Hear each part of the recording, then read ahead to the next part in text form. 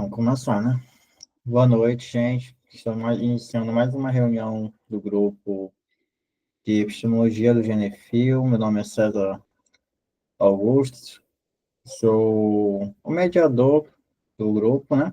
Estou aqui fazendo essa reunião, continuando o livro chamado Teoria do Conhecimento, do Alberto Oliva. Nós estamos aqui na parte do coerentismo, onde o autor vai falar sobre essa teoria do coerentismo.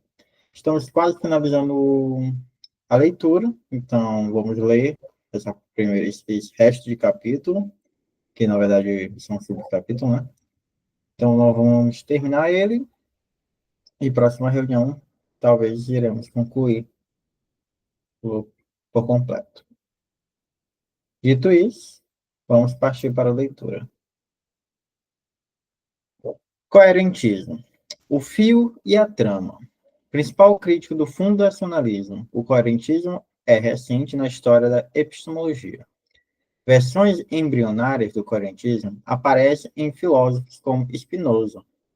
No início do século XX, foi defendido por filósofos idealistas como Bradley,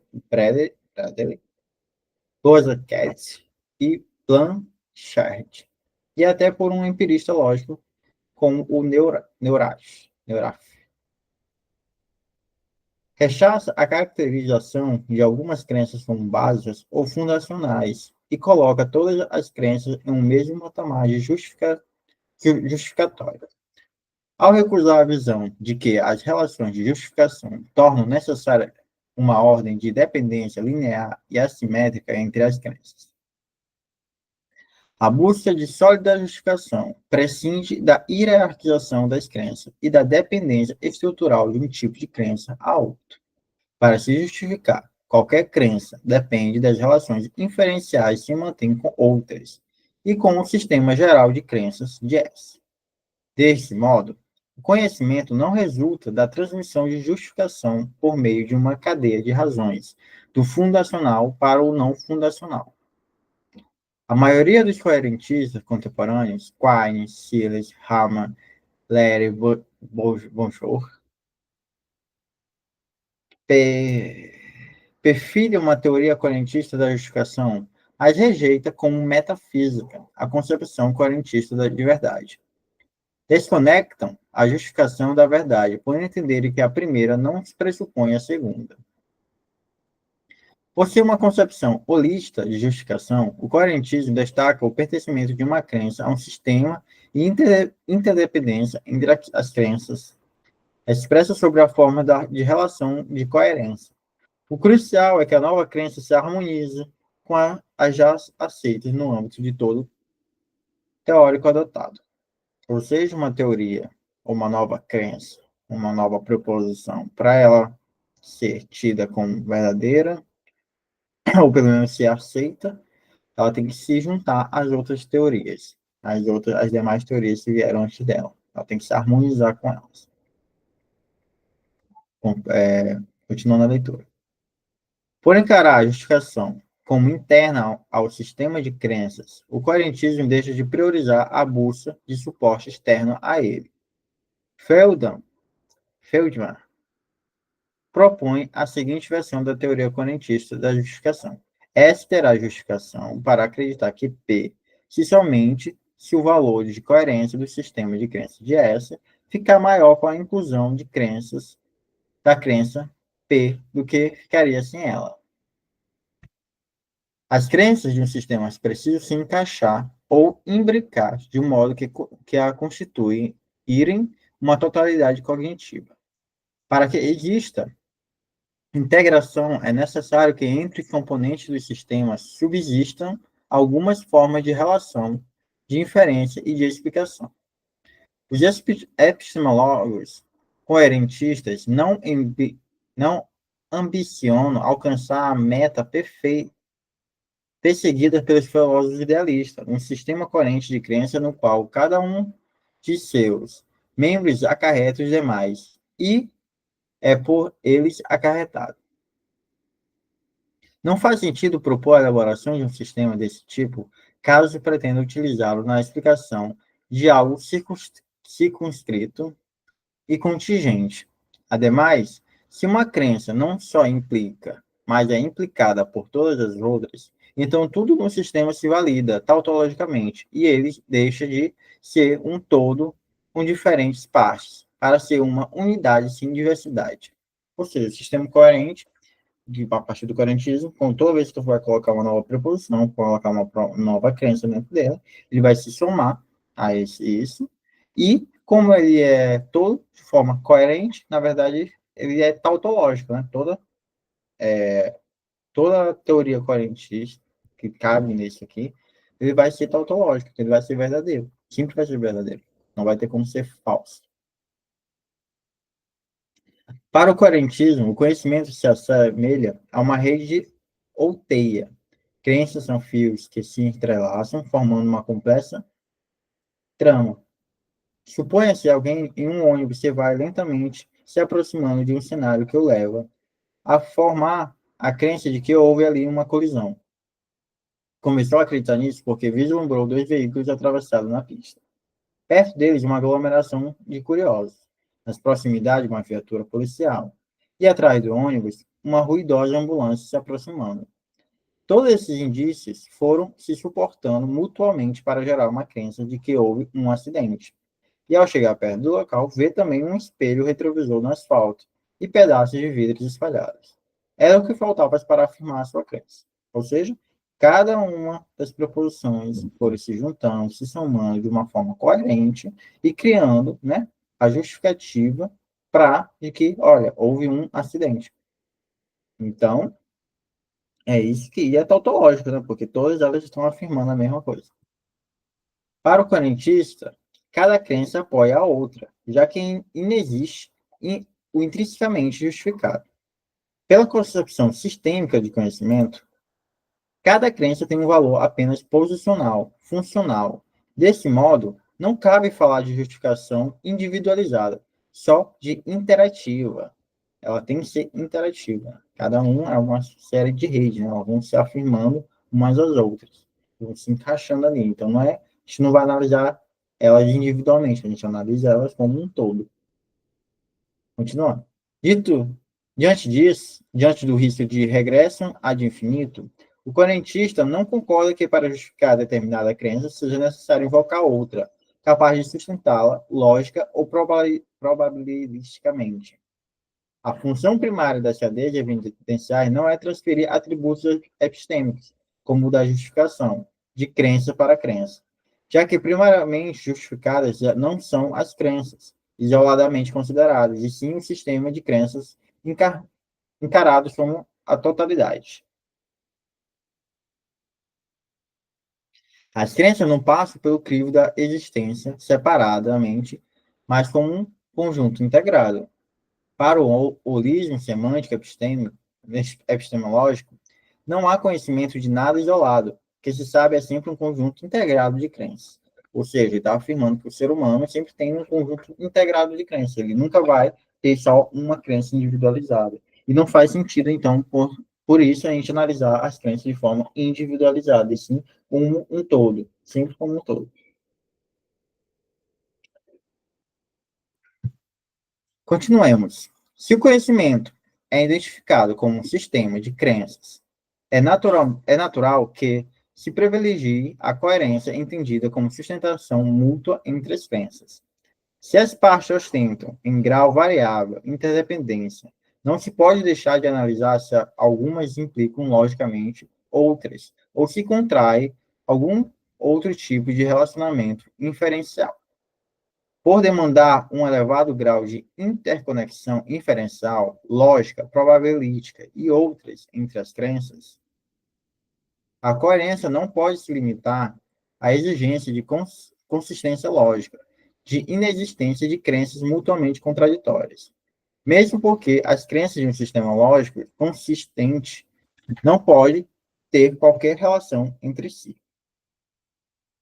Se a justificação é determinada apenas pelas relações entre as crenças, como aferi-las fora do circuito interno da teia que elas mesmas urdem? É uma questão, né? Alguns defensores do coerentismo deixam a impressão de que só se pode prescindir de todo qualquer input oriundo do mundo exterior, por exemplo, da percepção, para se produzir conhecimento. Não há como garantir ou simplesmente pressupor que sistemas de crenças, apenas por serem coerentes, mantêm o indispensável contato com a realidade exterior e delas recebam o necessário apoio para produzir crenças verdadeiras sobre elas. Então, tentando rebater esse tipo de crítica, Bonjour afirma que a percepção sensorial e a observação cumprem importante papel para a justificação, mesmo não se formando inferencialmente uma crença produzida pelo sentido dependente para a justificação, de se mostrar coerente com o sistema já adotado de crença. Mas Bonjour não deixa de apresentar o coerentismo como um defensor da tese de que a justificação de um sistema de crença é logicamente anterior à das crenças que o compõem e deriva da coerência do sistema. Além do mais, Bonjour define a coerência como uma questão de quão unificado ou integrado é o sistema como consequência de conexões inferenciais, incluídas as explanatórias, entre seus membros. Crenças observacionais ou perceptuais são cognitivamente espontâneas, no sentido de que afetam o observador de modo involuntário, coercitivo e não inferencial. Só que, para o coerentista, isso não determina se e como são justificados. Ou seja, por mais que a gente tenha, se eu tiver compreendido bem, uma crença observacional e perceptual, elas não são justificadas somente por isso. Para elas serem justificadas, ela tem que entrar dentro de um sistema de coerência, do coerentismo, ou seja, uma teoria em que seja baseada aquilo ali. Então, para eu justificar aquilo que eu estou observando, por mais que eu tenha ali uma coisa direta, aquilo que eu estou olhando, a inferência eu posso derivar disso, tem que se encaixar dentro de forma coerente com outras coisas que eu já tenho. Creio que seja mais ou menos isso que ele está falando. Continuando. Contra a justificação atomista, o coerentismo advoga que os candidatos a conhecimento são aceitos ou rejeitados à luz do corpo completo de nossas crenças, sendo a justificabilidade interdependente encarada como adequada e suficiente. Méritos específicos a um candidato podem ser levados em conta, mas jamais considerados decisivos. Em virtude de sustentar que crenças só podem ser justificadas por outras crenças, que a única razão para se perfilhar uma crença são outras crenças, a teoria coerentista da justificação costuma ser qualificada como doxática, coisa que a gente já discutiu nas reuniões anteriores. Roth, acho que é Roth entende que nada conta como justificação a não ser por referência ao que ao que já aceitamos e não há como sair de nossas crenças e de nossa linguagem de modo a se encontrar outro teste que não seja o da coerência. Davidson diz a mesma coisa. Nada pode contar como uma outra razão para sustentar uma crença a não ser outra crença.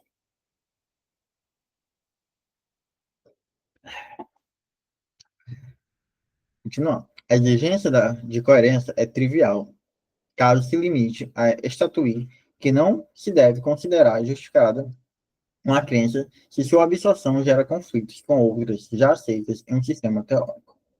Não é suficiente elucidativo proclamar que a aceitação de novas crenças, bem entrosadas com outras sistematicamente endossadas ou justificadas, torna coerente o sistema teórico como um todo. Tampouco é estatuir que a justificação de qualquer crença depende de ela receber o apoio de outras crenças por meio de genéricas relações de coerência. Será facilmente criticável o coerentismo que se confunde com uma espécie de relacionismo, que se limita a pregoar que a justificação de uma crença depende inteiramente de entrosamento epistêmico que tem com outras já adotadas. Mas esclarecedor é encarar as relações entre as crenças como de acarretamento ou de explicação. A interdependência justificatória se compromete com a visão de que um sistema tem valor cognitivo apenas quando subsistem relações lógicas de consequência ou de explicação, hipotética, dedutivas ou indutivo-probabilística, entre as proposições.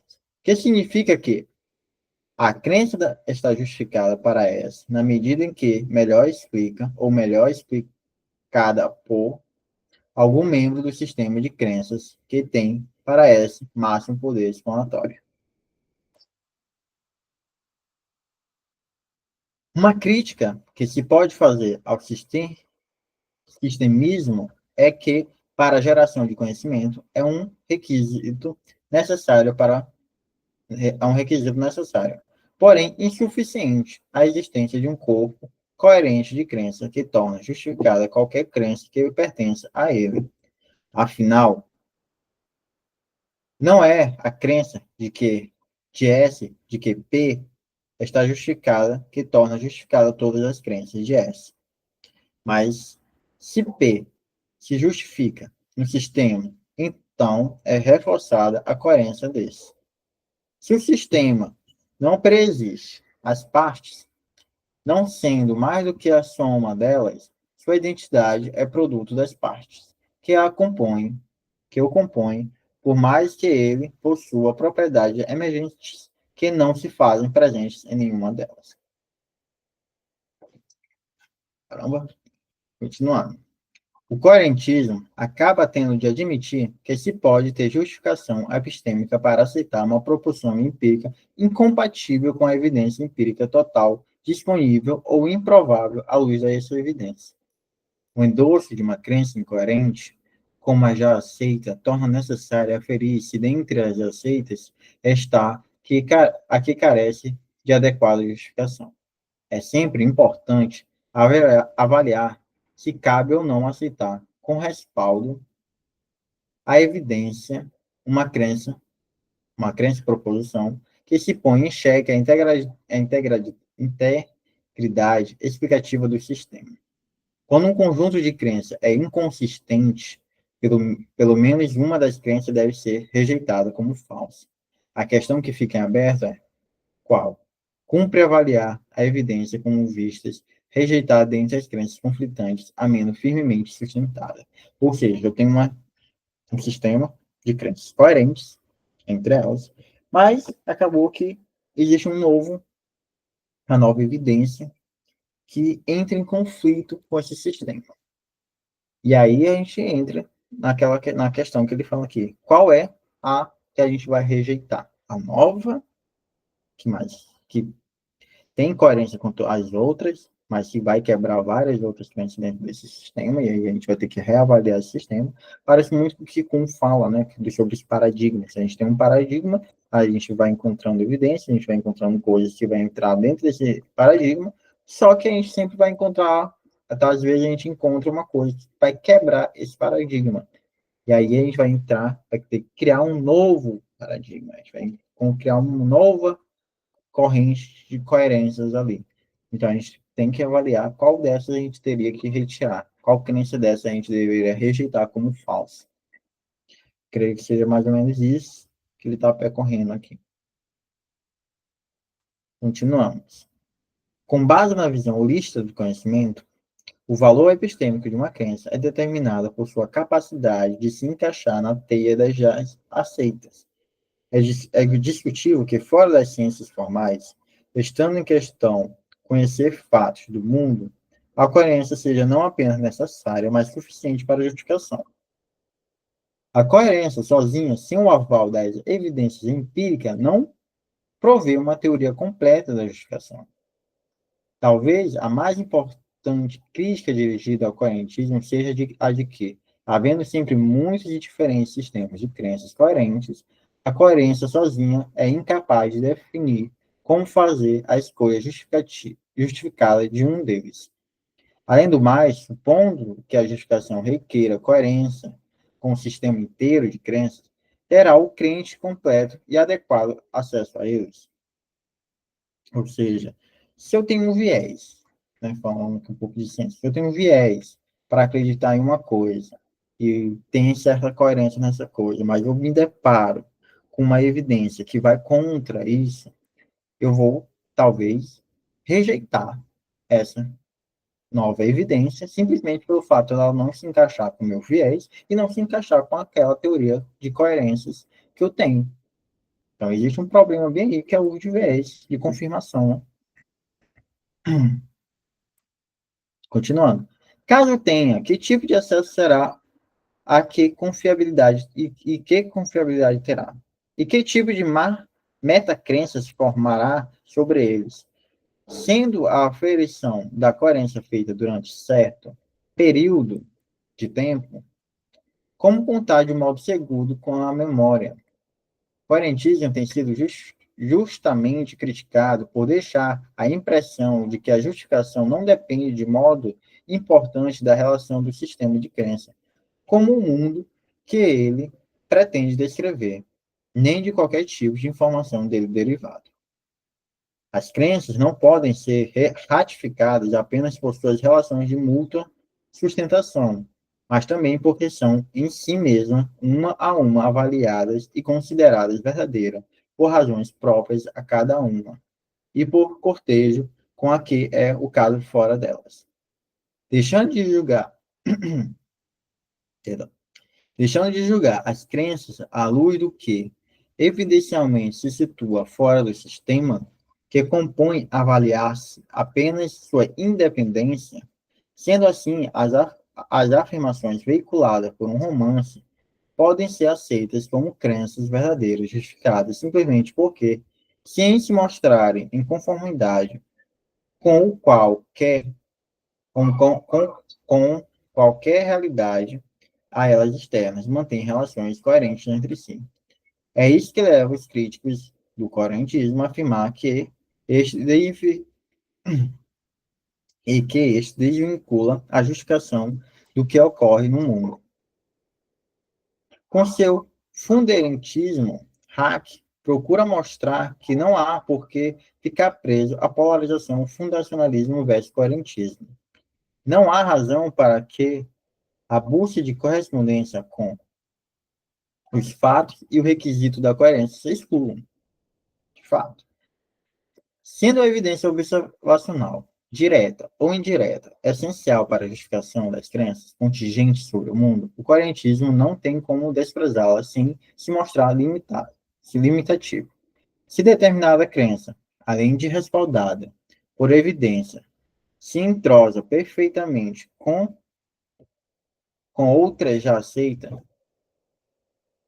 isso só fala a favor dela, só faz aumentar seu grau de justificação.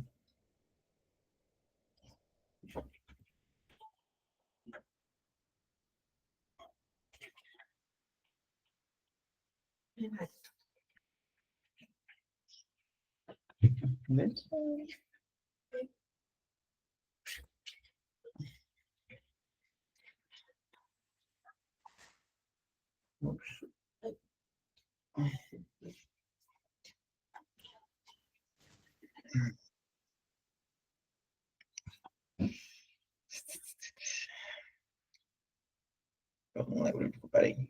Se determinada crença, além de respaldada por evidência, se entrosa perfeitamente com outra já aceita, isso só fala a favor dela, só faz aumentar seu grau de justificação. E se entra em conflito com elas, isso pode significar que não tem como ser justificadas. O coerentismo enfatiza corretamente o caráter sistêmico das crenças entendidas com o apoio de que recebem das outras, e o fundacionalismo tem a seu favor o fato de sublinhar os componentes extra-crenças, os vínculos, ao menos indiretos,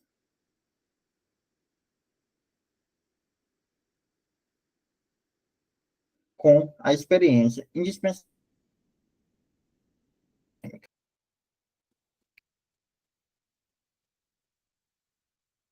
Então, pequena pausa,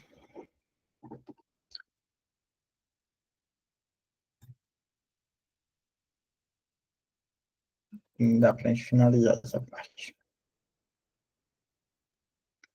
Confiabilizam a segurança dos processos. Em 1929, Mansell propôs uma versão pioneira do confiabilismo ao afirmar que a crença é conhecimento que se verdadeira, certa e obtida por meio de um processo confiável. Mais recentemente, Dresck atrelou o conhecimento à obtenção de informação de determinada fonte através de um processo, canal ou meio confiável. O confiabilismo é uma teoria da justificação externalista em razão de nem a propensão à verdade de um processo de formação de crença, nem a história de aquisição de crenças serem diretamente acessíveis ao conhecedor. Ou seja, nós não temos um processo de formação de crença, nem a história de aquisição de crença seria diretamente acessível por nós, né? Nós, seres humanos, que temos essas crenças.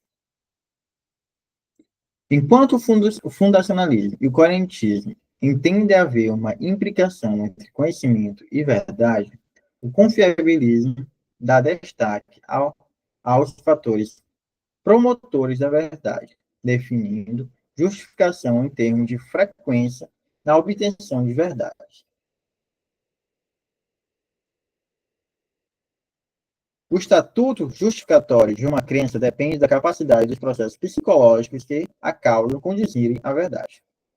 O confiabilismo defende a visão de que, para se ter crença justificada, não há necessidade de se contar com procedimentos infalíveis que conduzam à certeza, já que o conhecimento não é conquistado depois da batalha final entre Deus Perais e o gênio maléfico. Aqui é uma referência ao Descartes, né? O confiabilismo é naturalista, por encarar as propriedades epistêmicas normativas como redutíveis a fatos, propriedades e relações naturais. Coloca, de acordo com Goldman, no lugar do sujeito epistêmico um agente cognitivo confundido com um sistema natural físico ou biológico. Abordado de modo naturalista, o conhecimento desponta para o confiabilista como resultante de operações, processos ou mecanismos psicológicos, biológicos e físicos que podem genericamente ser caracterizados como dispositivos de entrada e saída, input e output, onde os inputs são estados doxáticos ou não doxáticos e os outputs são crenças. Ou seja, a gente adquire coisas, inputs, nós temos inputs, e a partir desses inputs nós criamos outputs, que são nossas próprias crenças. Seria tarefa da ciência cognitiva identificar as operações psicológicas específicas disponíveis aos conhecedores humanos e determinar sua confiabilidade.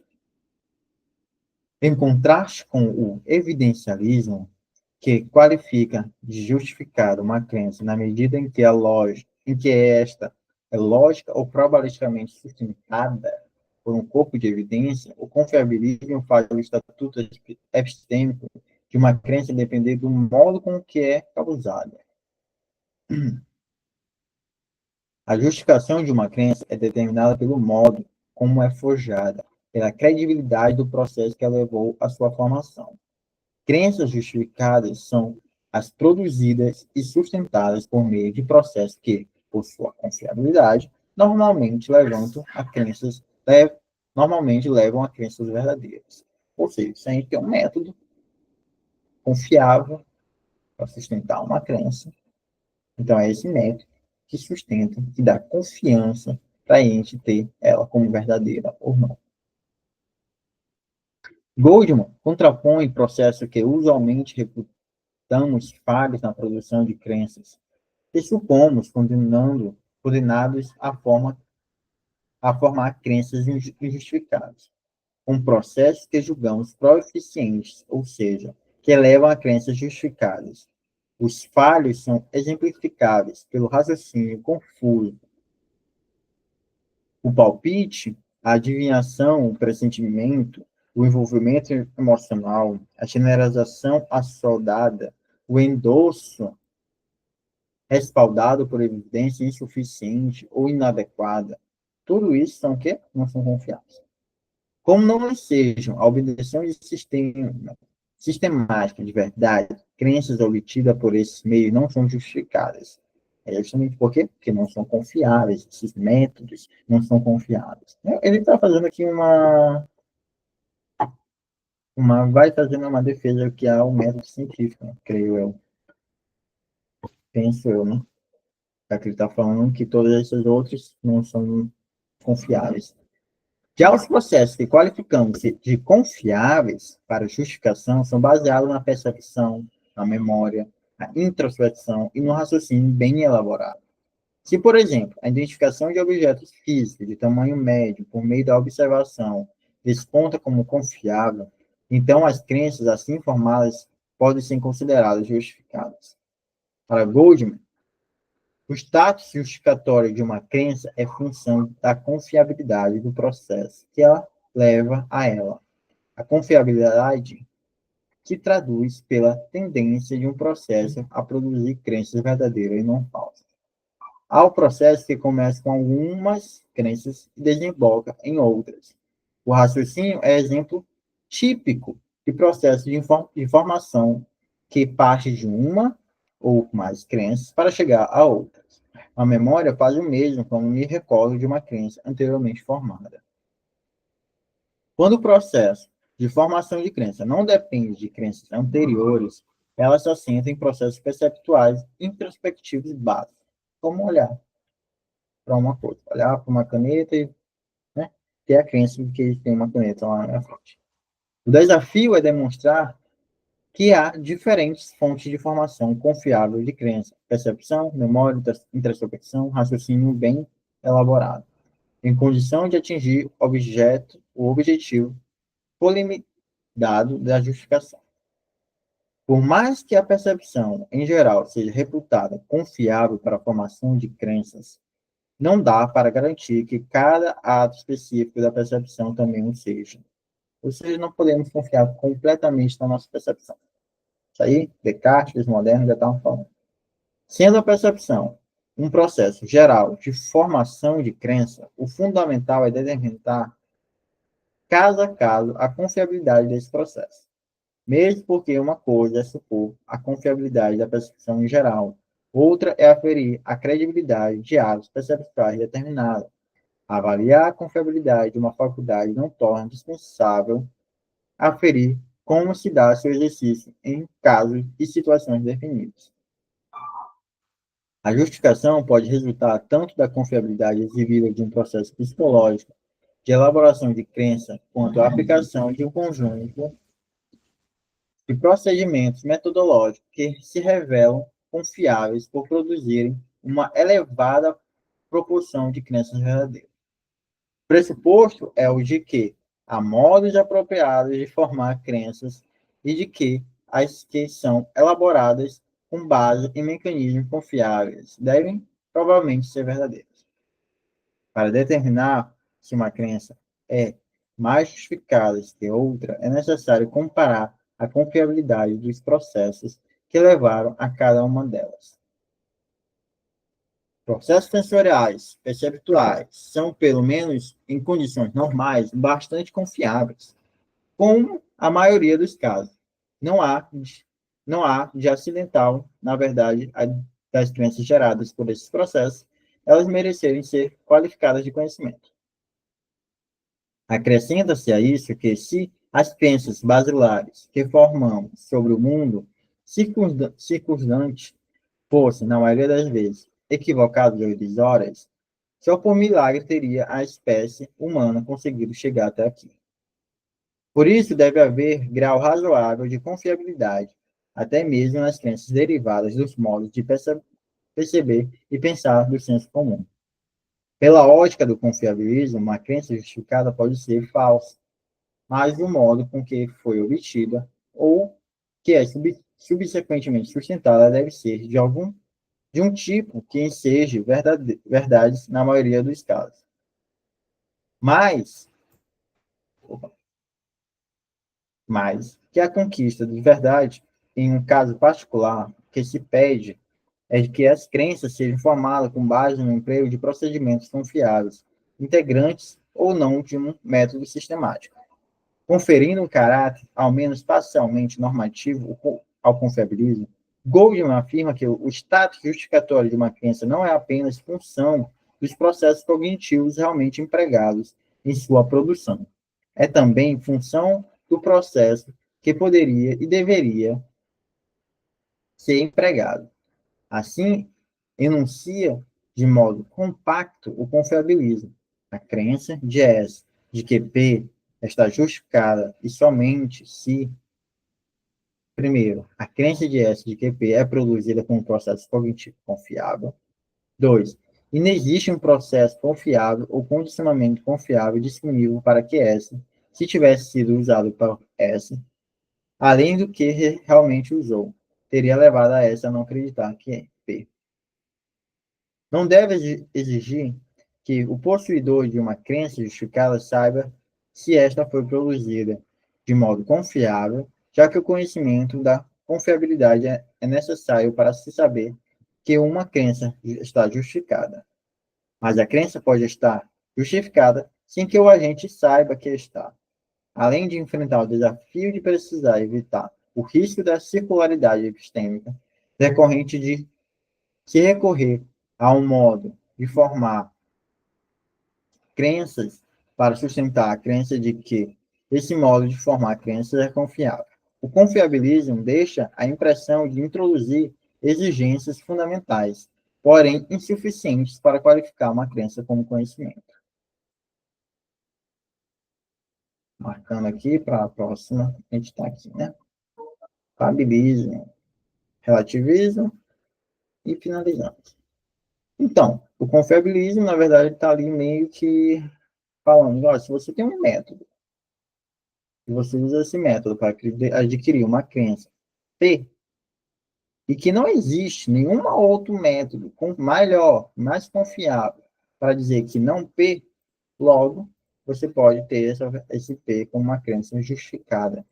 Ele criou uma justificativa para P, para ter essa crença. É mais ou menos isso que ele está falando, ou seja, geralmente a gente tem confiança no método da ciência. Então, a gente disse, nós temos justificativas suficientes para acreditar nas teorias científicas. E não existe, para a própria ciência, né, a própria opinião da ciência, dos cientistas, métodos melhores para descrever a realidade. A ciência seria o melhor método para descrever a realidade, portanto, a justificativa para as teorias da ciência é que esse método garante a melhor descrição da realidade. Então, gente, é isso. Vou parar aqui a apresentação. Obrigado. Era mais ou menos só esse mesmo. Ele terminou o capítulo. Nós começamos na reunião anterior. Na próxima, a gente vai dar continuidade aos 2 últimos capítulos, para eu finalizar logo isso. Então, até a próxima.